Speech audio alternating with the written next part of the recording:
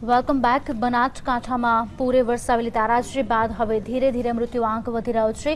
એક પછી એક મૃતદેહ મળી રહ્યા છે। પાણીમાં કોહવાઈ ગયેલી હાલતમાં મળી રહેલા મૃતદેહથી અહીં કરુણ દ્રશ્યો પણ જોવા મળી રહ્યા છે। અત્યાર સુધીમાં કુલ મૃત્યુઆંક 56 પર પહોંચી ચૂક્યો છે, જેમાં ધાનેરાના વધુ 2 લાશો મળતા કુલ મૃત્યુઆંક 16 પર પહોંચ્યો છે, જ્યારે બનાસકાંઠાના કાંકરેજમાં પણ વધુ 2 લાશો મળતા મૃત્યુઆંક 33 પર પહોંચ્યો છે।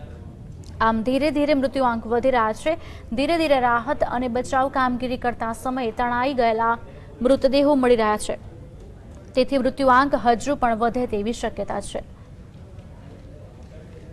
તો બનાસકાંઠા જિલ્લામાં પૂરની સ્થિતિએ ન માત્ર માનવ જીવનને નુકસાન પહોંચાડ્યું છે, પરંતુ અસંખ્ય પશુઓ પણ તણાયા છે, જે પશુઓના પણ મૃતદેહો જોવા મળી રહ્યા છે। ધીરે ધીરે કુલ પશુ મોતનો પણ અંદાજ લગાવાઈ રહ્યો છે, જેમાં ડીસાની વાત કરીએ તો ડીસા નજીક આવેલા શેરપુરા ગામમાં 25 ગાયોના મોત નિપજ્યા હોવાનું જાણવા મળ્યું છે।